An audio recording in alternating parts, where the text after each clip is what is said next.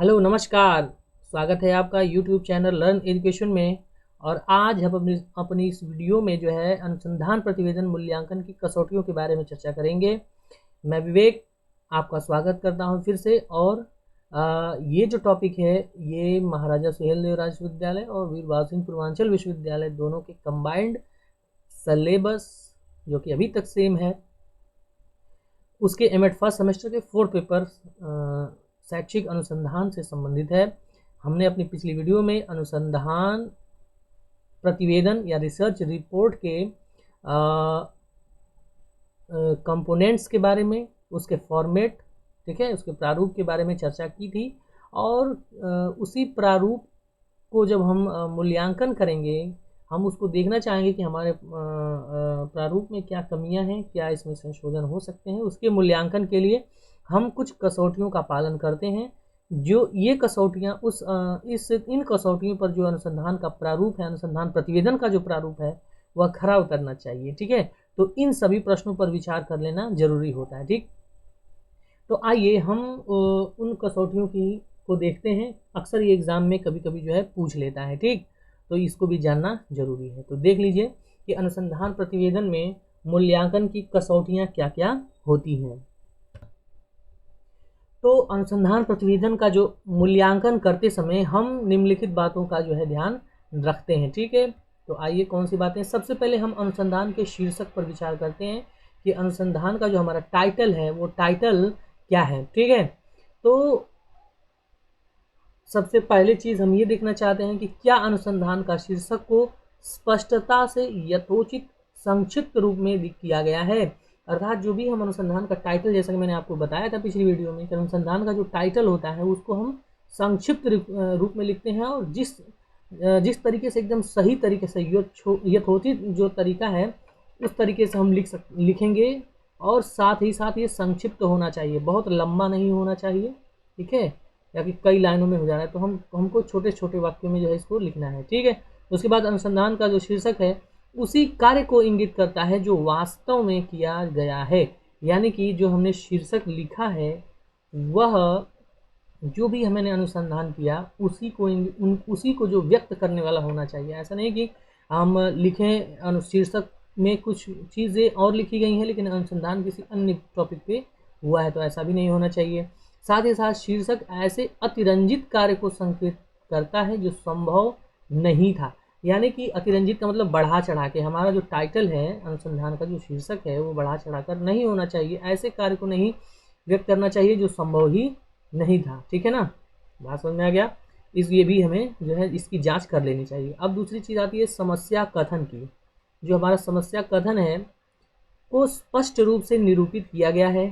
ठीक है ना, प्रॉब्लम स्टेटमेंट जो होते हैं उनको क्या स्पष्ट रूप से निरूपित किया गया है। समस्या कथन को सही ढंग से परिसीमित किया गया है, उसकी लिमिटेशंस को बताई गई है।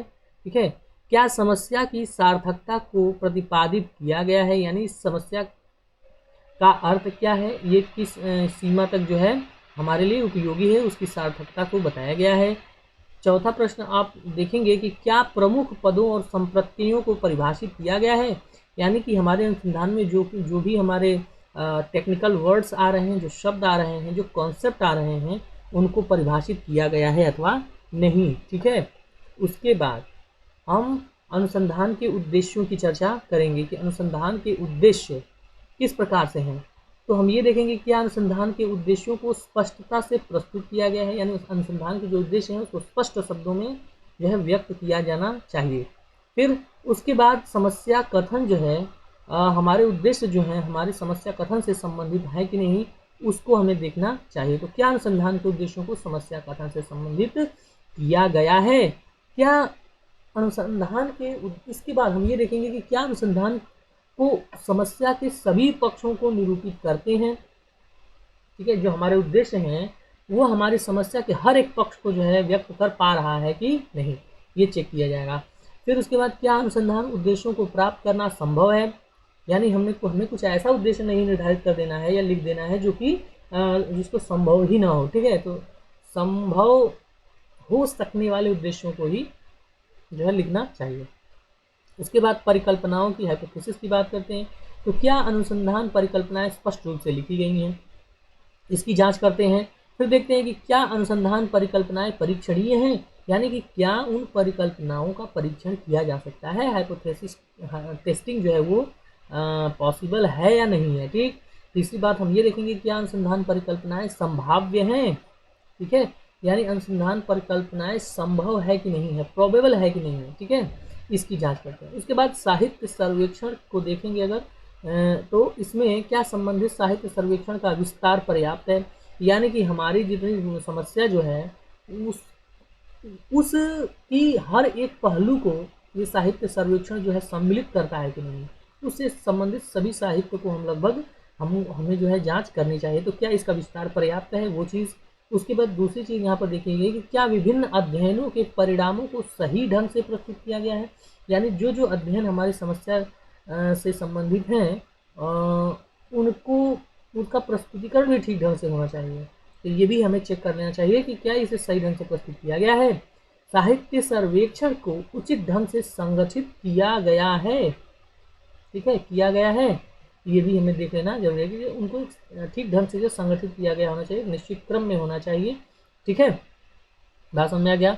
उसके बाद संबंधित साहित्य के सर्वेक्षण के सारे तत्वों को इंगित किया गया है, यानी साहित्य सर्वेक्षण में जितने भी तत्व सम्मिलित होते हैं, ठीक है ना, उनको सभी को एक जो है इंगित किया गया होना चाहिए हमारे अनुसंधान प्रतिवेदन में, ठीक है। उसके बाद बात आती है अनुसंधान अभिकल्प की, यानी रिसर्च डिज़ाइन की।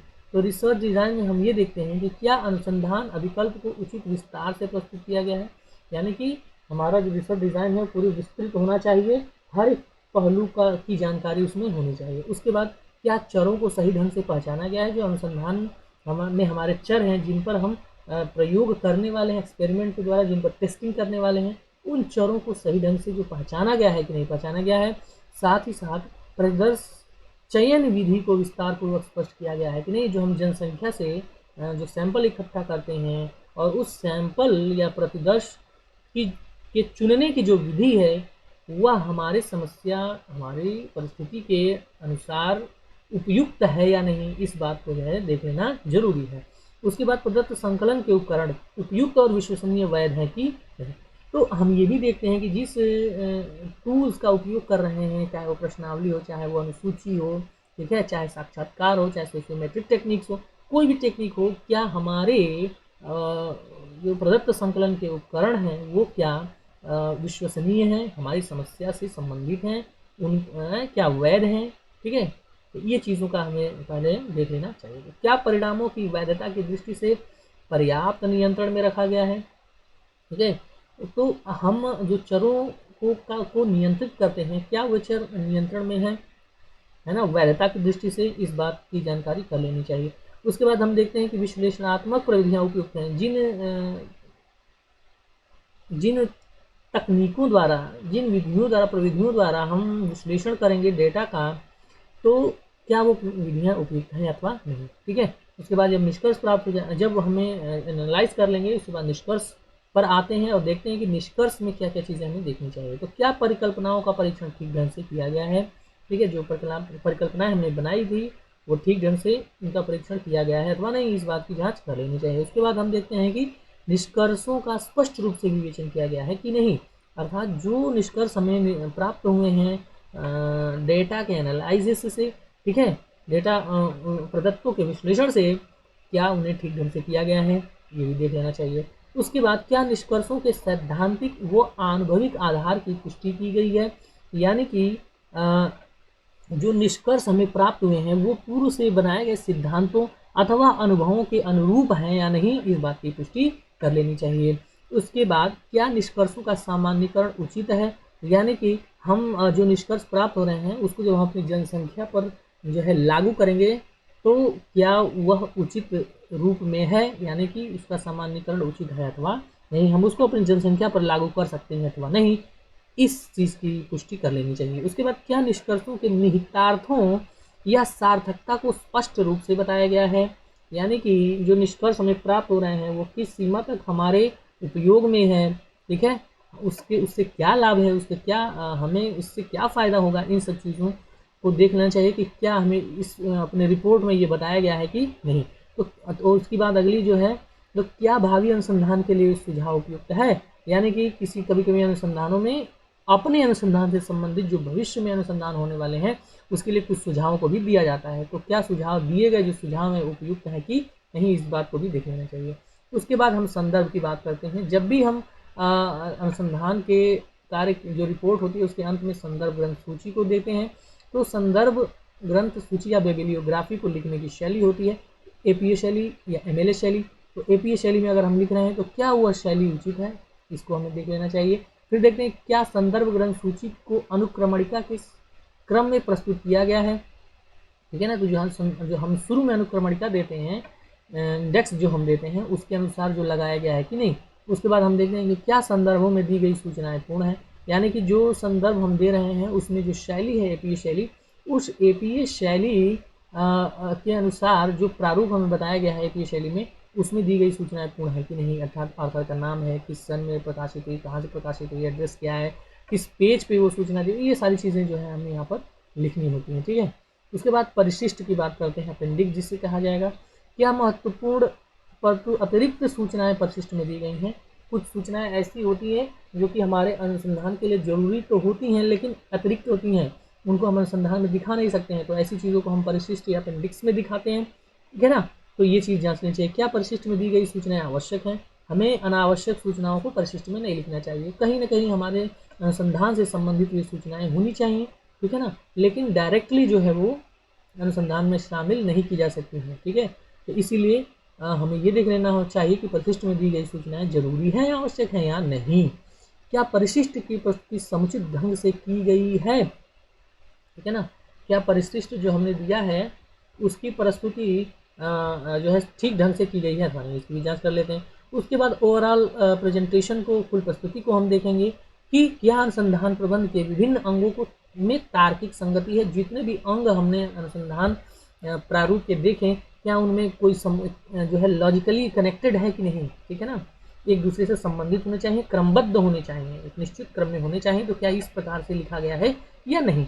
उसके बाद हम देखेंगे कि क्या अनुसंधान प्रबंध की भाषा शैली स्पष्ट, वस्तुनिष्ठ या और तथा सम्यक है, यानी कि भाषा शैली को जब हम देखेंगे तो भाषा शैली जो है सरल सुबोध होनी चाहिए, समझ होने और ज़्यादा कठिन शब्दों का प्रयोग नहीं होना चाहिए, है ना।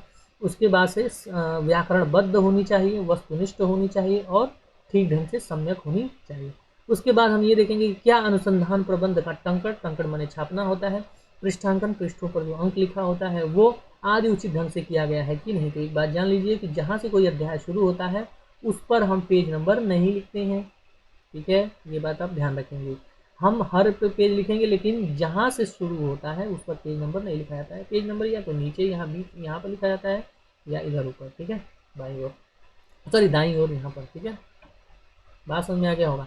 उसके बाद क्या प्रबंध की जिल्दसाजी ठीक, यानी कि जो बाइंडिंग हुई है वो अच्छे से हुई है कि नहीं।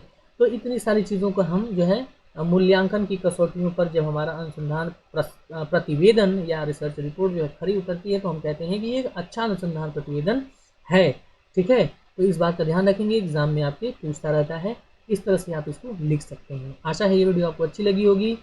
अगर अच्छी लगे तो हमारे चैनल को सब्सक्राइब करें, इसको शेयर करें ताकि अन्य लोग भी इसको सब्सक्राइब कर सकें। आप लोग चैनल हमारा वीडियो देखते हैं लेकिन सब्सक्राइब नहीं करते, केवल चीज़ों को देख लेते हैं, तो हमारी रिक्वेस्ट है कि कृपया आप हमारे चैनल को सब्सक्राइब ज़रूर करें, ठीक है। ऐसे ही वीडियो को हम आपके सामने लाते रहेंगे, आपके सिलेबस से रिलेटेड बहुत ही आपको जो है इससे लाभ मिलेगा, ठीक है ना। वीडियो में अंत तक बने रहने के लिए आपका बहुत बहुत धन्यवाद। नमस्कार, शुभ दिन।